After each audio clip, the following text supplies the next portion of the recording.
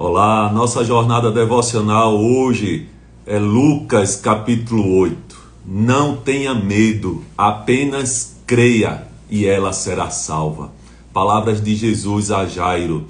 Aqui no capítulo 8, nós vamos encontrar vários episódios aqui de ensinamentos de Jesus, de encontros com Jesus. Lucas, ele relata vários ensinamentos e encontros com Jesus que pessoas tiveram com ele e foram impactadas, transformadas. Mas neste capítulo 8 em especial, Lucas destaca aqui algumas mulheres que fizeram parte do ministério de Jesus. A importância das mulheres no ministério de Jesus. E o quanto Jesus teve uma atenção para libertar, curar mulheres que estavam aprisionadas, assim como homens também.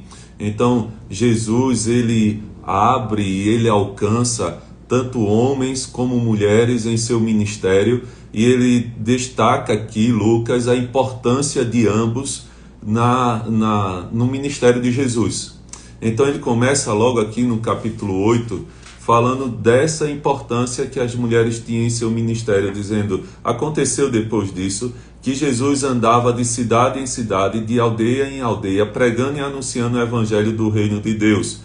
Iam com ele os 12 discípulos e também algumas mulheres que haviam sido curadas de espírito maligno, de enfermidades, Maria, chamada Madalena, da qual saíram 7 demônios, Joana, mulher de Cusa, procurador de Herodes, Susana e muitas outras, as quais com os seus bens ajudavam Jesus e os seus discípulos.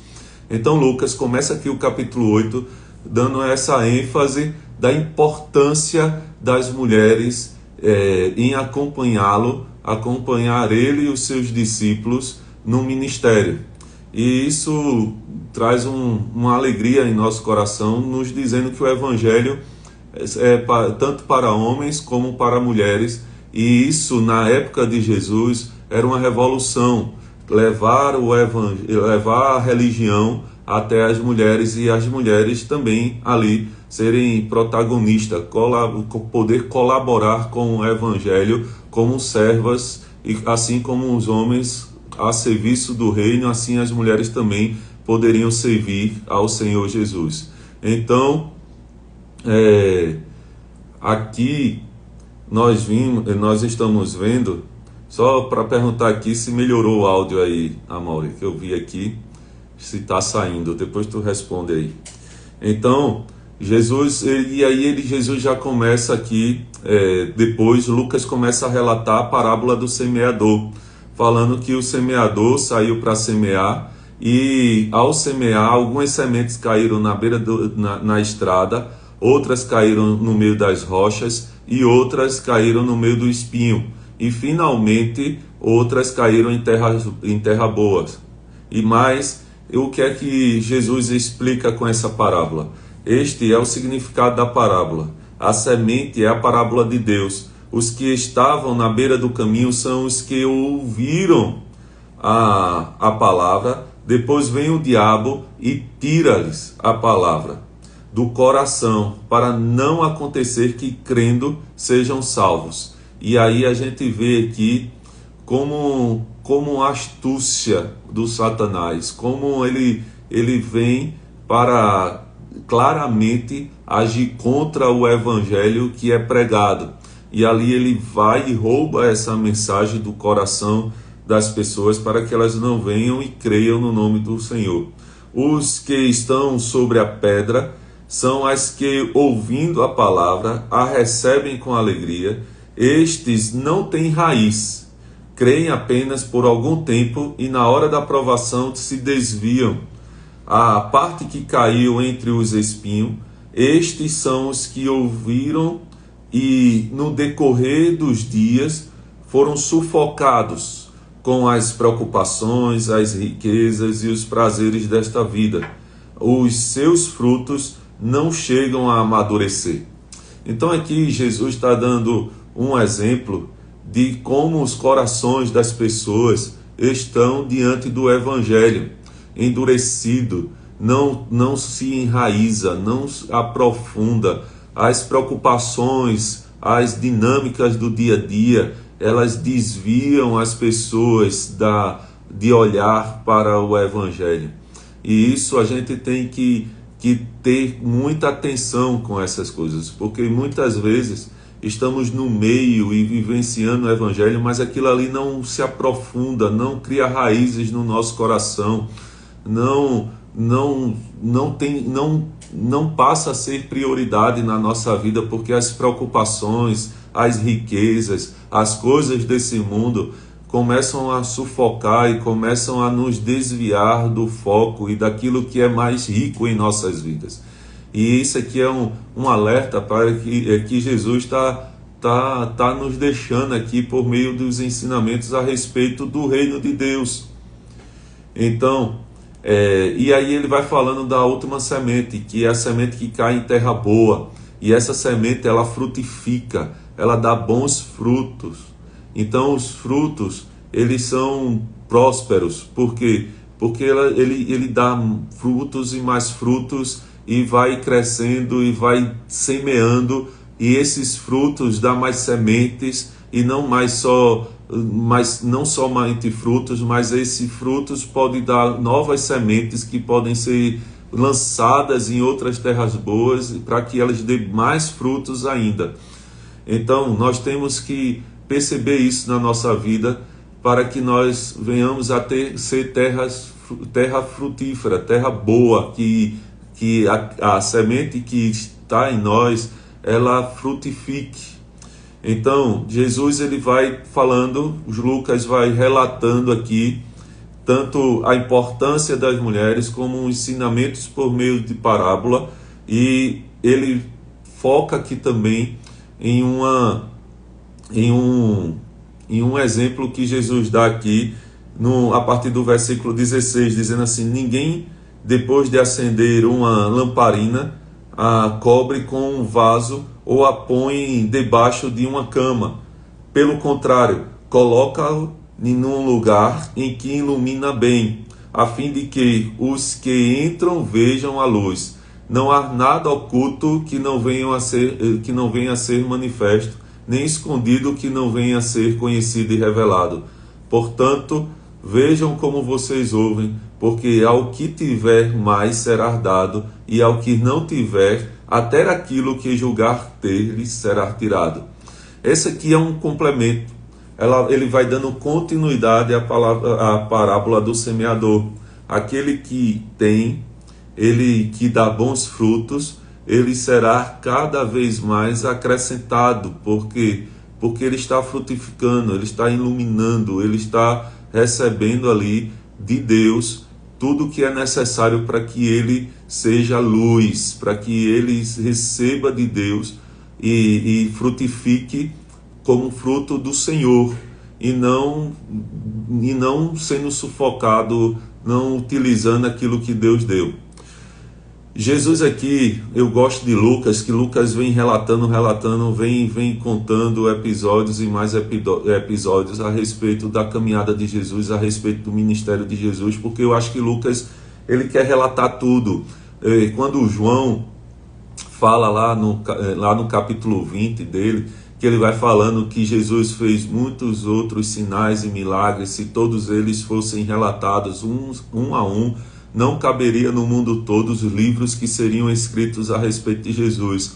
Eu imagino quão difícil foi escrever a respeito de Jesus os evangelhos, porque é muita coisa, muito testemunho, muitos sinais, muitas coisas que Jesus fez, entre eles, que se relatados não caberia no mundo todos os livros que seriam escritos. Eu acho que João ali no final do seu evangelho, desesperado, querendo dizer: olhe, meus irmãos, temos aqui muitas outras coisas para escrever, mas se eu fosse escrever tudo que Jesus fez, não caberia no mundo todos os livros que seriam escritos.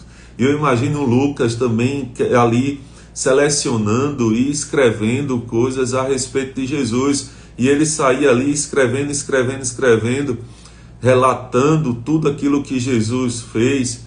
E quando nós vamos ler aqui nós lemos Lucas aqui querendo de modo bem preciso e específico explicar aquilo que Jesus fez, para que hoje nós pudéssemos estar lendo o relato de Lucas e entendendo e sendo transformado pelo que ele escreveu, porque isso é uma preciosidade escrita pelo Espírito Santo de Deus. Então o Espírito Santo de Deus conduziu Lucas a escrever tudo aquilo que João vai dizer também, mas tudo aquilo que foi relatado e escrito é suficiente para que eu e você creia que Jesus é o Filho de Deus e, crendo, tenha vida em seu nome.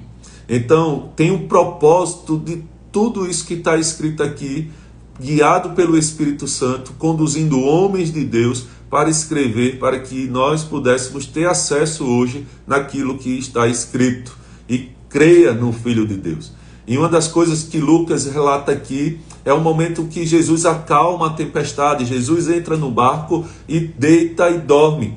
E quando estavam ali no meio do lago, quando diz assim, aconteceu que num daqueles dias Jesus entrou no barco em companhia dos seus discípulos. Ele diz, vamos passar para a outra margem do lago. E partiram.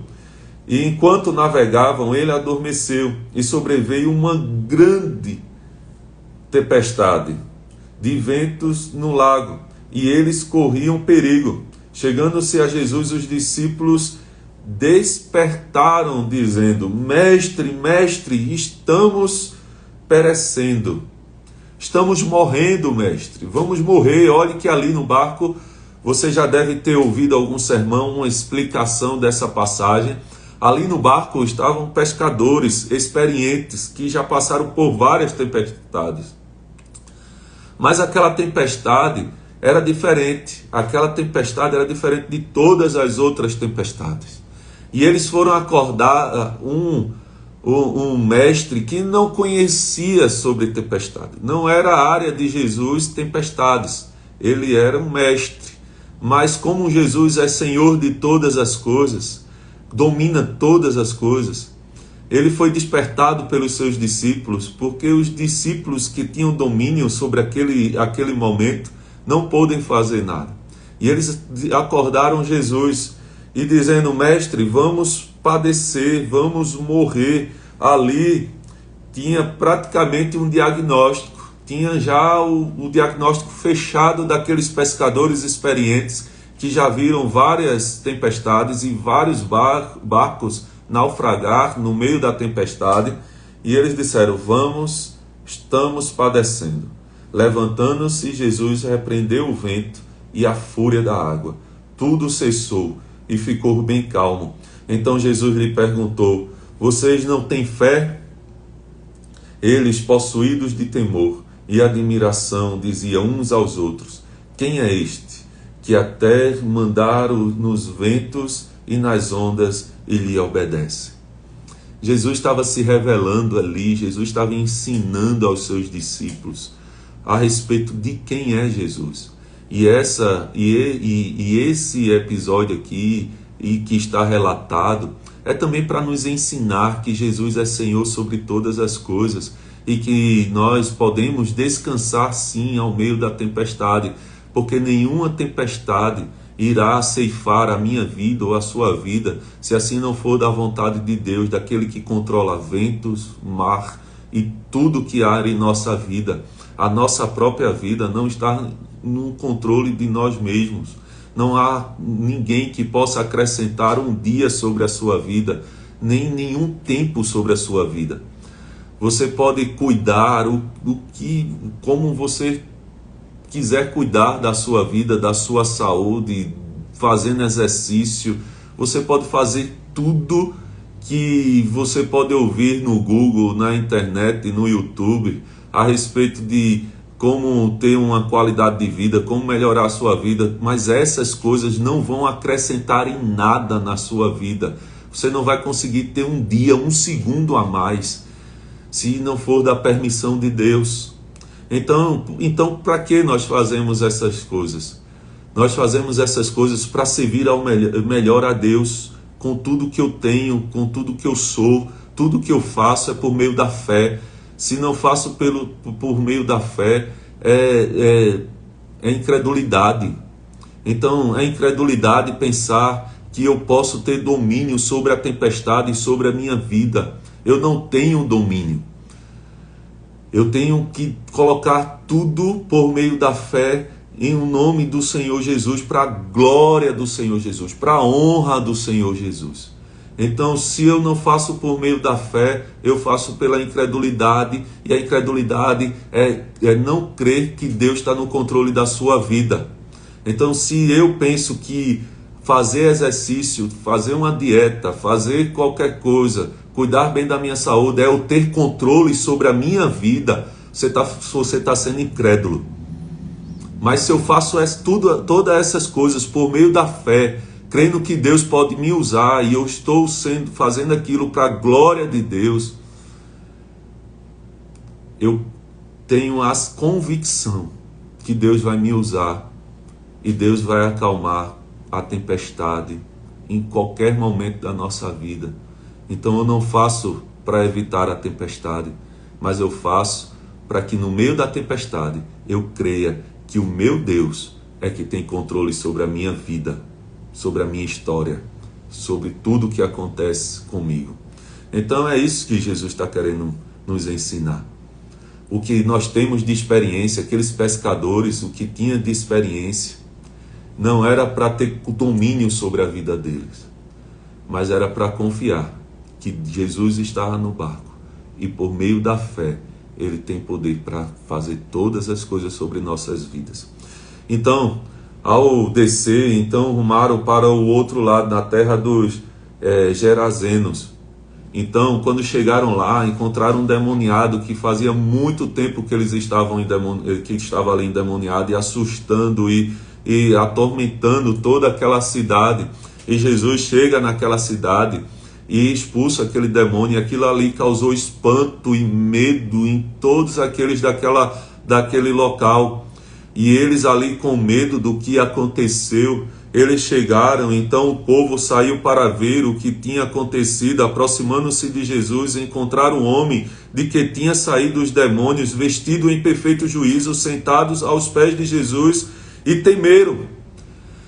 Aqueles das cidades que saíram e viram aqueles que atormentavam, que vivia sobre correntes e que não existia corrente que prendesse a ele, que ele se soltava de todas e vivia ali atormentando, e todos falavam a respeito daquele, estava em plena consciência, vestido, limpo aos pés de Jesus. É isso que Jesus faz em nossas vidas. Jesus nos limpa, Jesus nos purifica, Jesus muda tudo que há em nós, porque Ele é o fiel, Ele é o justo, Ele nos justifica, Ele é aquele que é misericordioso, longânimo, paciente conosco. E quando Jesus vem e nos toma para si, Ele nos resgata, Ele nos salva, porque estávamos desgarrados, estávamos destituídos da sua glória. Paulo vai dizer que éramos inimigos de Deus. Então nós temos que ter essa consciência. E Jesus, Ele nos resgata e Ele nos dá uma nova condição de estarmos em sua presença. Nós não conseguimos estar na presença de Deus sufocado, feito o exemplo que nós falamos agora no começo do devocional a respeito da parábola do semeador. Não conseguimos frutificar, ter fruto do Espírito, enquanto estamos longe do Senhor. Mas quando o Senhor nos resgata, o Senhor nos purifica e nos limpa e faz com que nossas vestes sejam trocadas e estamos caminhando para um novo corpo, uma nova veste, um corpo glorificado na presença dele. Essa é a ressurreição, quando o mesmo Espírito que ressuscitou a Jesus Cristo é o mesmo Espírito que nos ressuscitará. Então aquele povo se admirou e ficou com medo, porque viram aquele endemoniado aos pés de Jesus. E algumas pessoas que tinham presenciado os fatos contaram-lhes também como o endemoniado tinha sido salvo. O endemoniado tinha sido salvo. Todo o povo da terra dos Gerazenos pediu a Jesus que se retirasse, pois ficaram com muito medo. Ficaram com muito medo. O medo aqui é porque não somente o endemoniado foi liberto, mas tudo aquilo que era imundo naquela terra, como os porcos, que os espíritos imundos foram para aqueles porcos e caíram no precipício. Não somente aquele endemoniado, mas aquele lugar estava sendo purificado e o reino de Deus e o domínio de Deus estava ali operando naquele lugar, e aquele povo ficou com medo. Por que ficou com medo?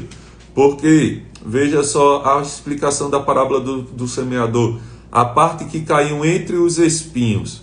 Estes são os que ouviram e no decorrer dos dias foram sufocados com as preocupações, as riquezas e os prazeres desta vida. Os seus frutos não chegam a amadurecer.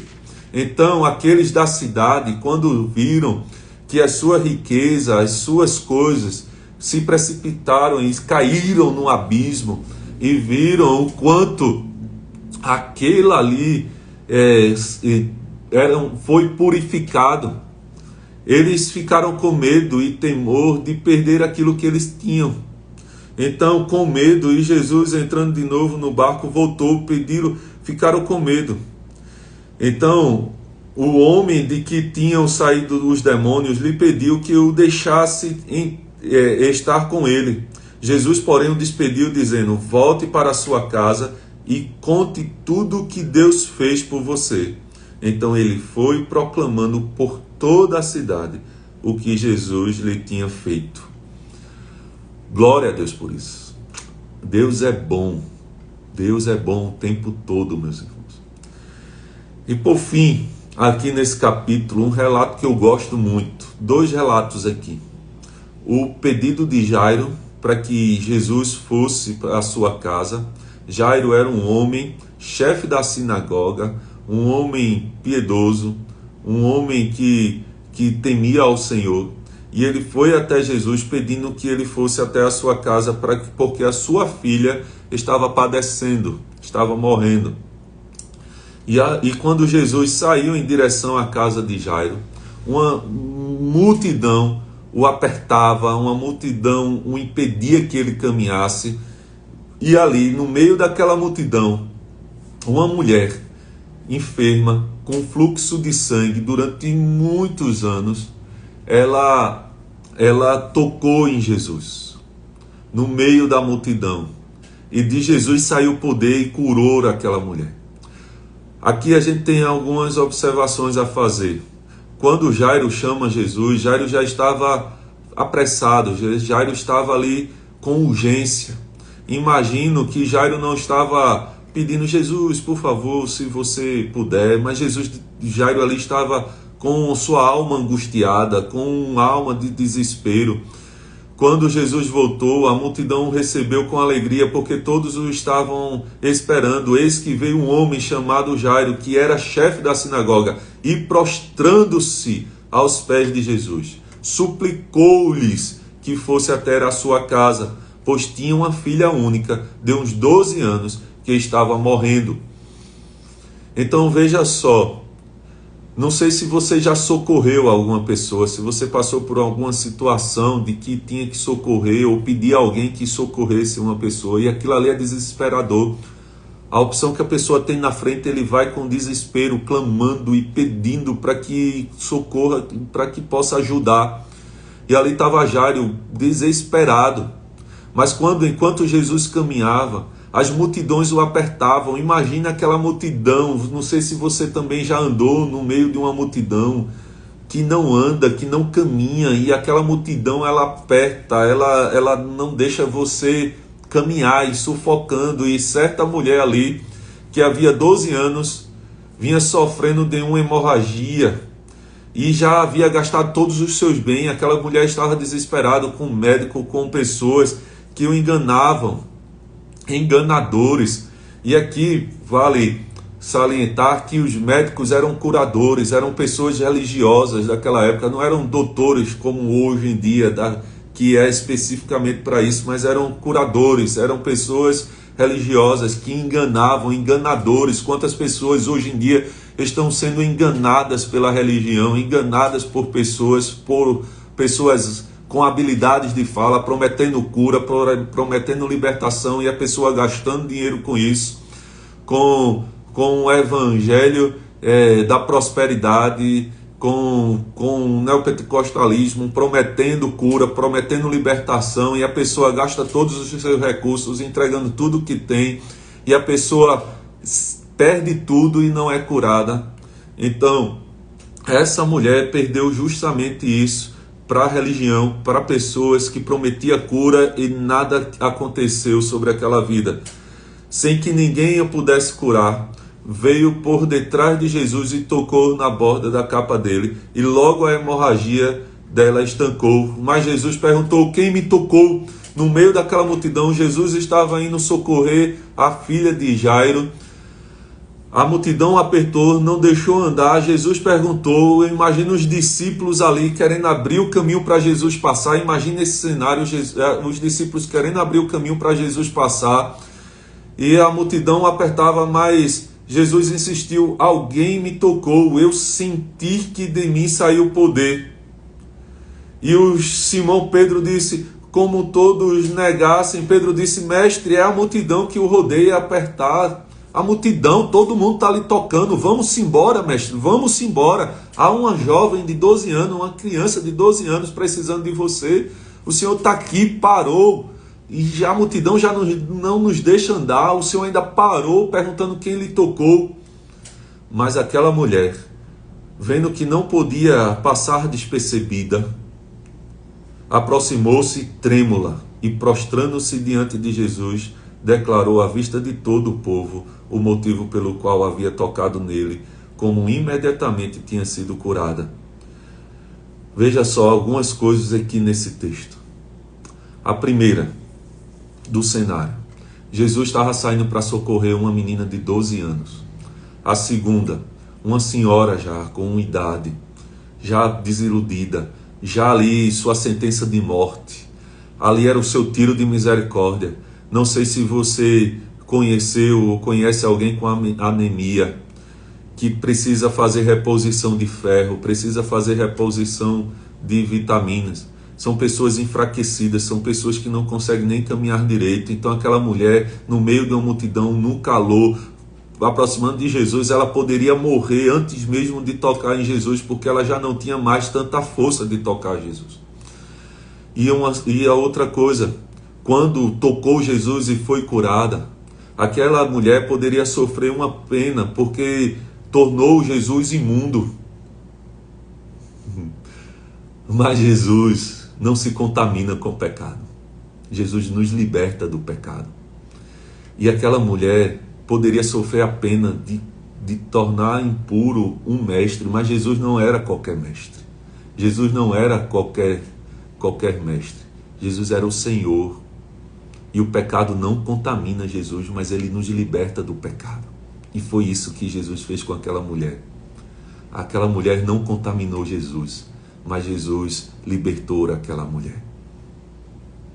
Jesus, a parte fiel, não somos nós. Eu gosto de dizer isso, para que a gente entenda que a gente não torna Deus fiel porque nós somos fiéis, mas por causa da fidelidade de Deus é que Ele nos torna fiel. É isso que nós precisamos entender. E Jesus parou para aquela mulher. Jesus libertou aquela mulher de sua enfermidade e da sua condição de pecadora. Aquela mulher se livrou da morte física e da morte espiritual. E é isso que Jesus nos liberta. Jesus nos liberta do poder da morte. Jesus nos liberta do poder da morte e nos ressuscita juntamente com Ele, porque com Ele nós temos vida eterna. E nós vivemos hoje na presença dEle. E Jesus ali parou para dar vida àquela mulher, como Jesus para dar vida para mim e para você.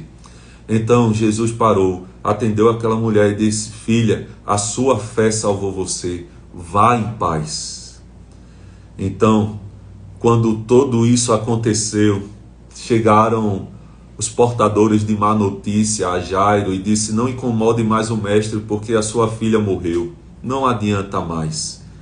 Então Jesus disse a Jairo.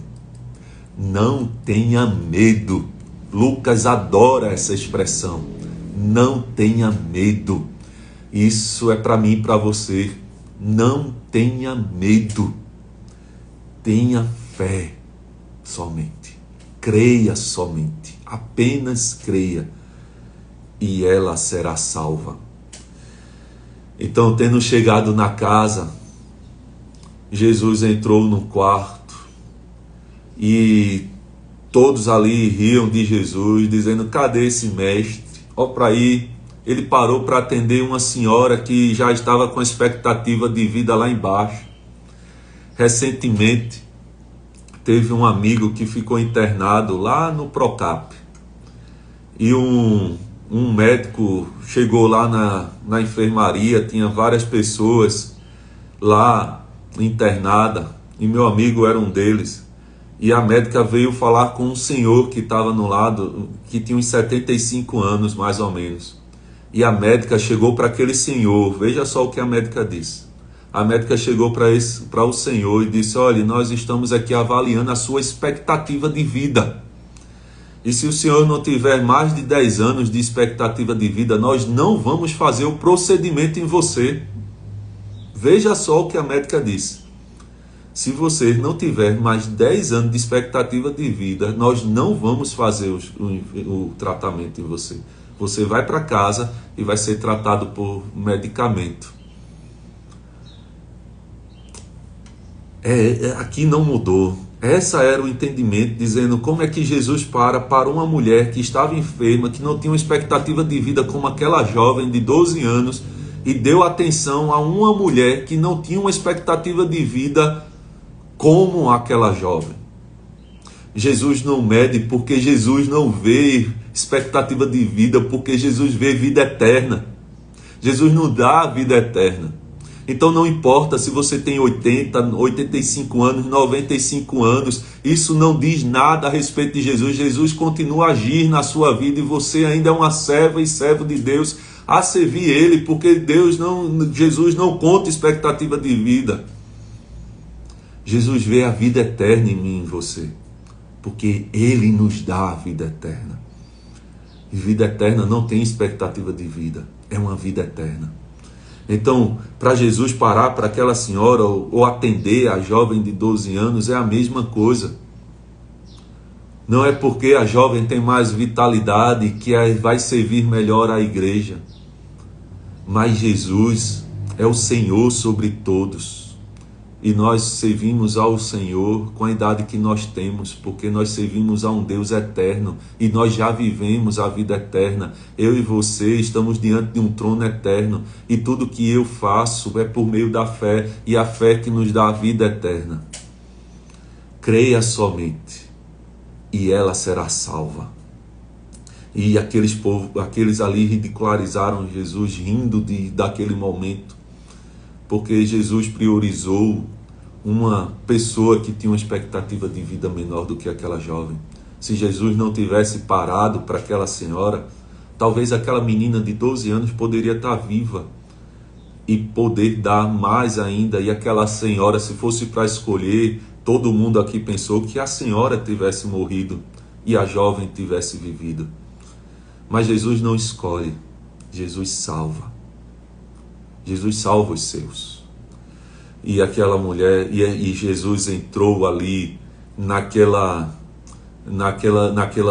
quarto e chegou para aquela menina e disse: levante-se. Voltou-lhe o espírito, ela imediatamente se levantou e Jesus mandou que lhe desse de comer. Seus pais ficaram maravilhados, mas ele lhes advertiu que a ninguém contasse o que havia acontecido. Que relatos preciosos de Lucas aqui. Precioso para a nossa vida. Que lições nós temos aqui para o nosso dia de hoje. Vá servir ao Senhor com alegria. Não pense que você está cansado, sobrecarregado. Mas vá servir ao Senhor. Não importa. Não importa como você está. Mas Jesus é aquele que nos liberta. É aquele que nos salva. É aquele que nos dá plena condição para servir a Ele com alegria. Às vezes a gente pensa que é por nossa condição que nós servimos a Deus. E aí nós vamos estar cansados, tristes, sobrecarregados, mas não servimos pelo que nós sabemos, mas nós servimos por aquilo que Cristo fez em nós. E Cristo nos libertou e nos salvou. E pelo que Ele fez, aquilo que Pedro disse, pela tua palavra, pelo que o Senhor está falando, eu lançarei as redes. Por aquilo que Jesus fez, pela fé, por meio da fé, é que nós servimos a Deus. Pelo que Cristo fez, pelo que Cristo é, e não pela minha experiência, e não pela minha capacidade, e não pela minha força, mas sim pelo que Cristo é, e não pelo que eu sou. É porque nós servimos. Senhor, muito obrigado, Pai, por tua palavra. Obrigado, Senhor Deus, pelo entendimento que o Senhor é Deus sobre todas as coisas e que nós te servimos pelo que o Senhor é e não pelo que nós sabemos, e não pela nossa força, não pela nossa saúde, não pela nossa idade, não pelo nosso CPF, não pela nossa conta bancária, não pelo nosso trabalho, pela nossa inteligência, pela nossa formação. Nós não te servimos por causa dessas coisas. Nós te servimos pelo que o Senhor é e pelo que o Senhor fez naquela cruz. Nós somos o que o Senhor diz que nós somos. Nós não somos aquilo que nós fomos adquirindo na vida. Nós não somos uma formação do que aprendemos. Nós somos aquilo que o Senhor fez por nós. Ó Pai, muito obrigado por isso, Senhor Deus. Obrigado por tua palavra. Louvado seja o teu nome, em nome de Jesus. Amém, amém, amém. Louvado seja o nome do Senhor Jesus.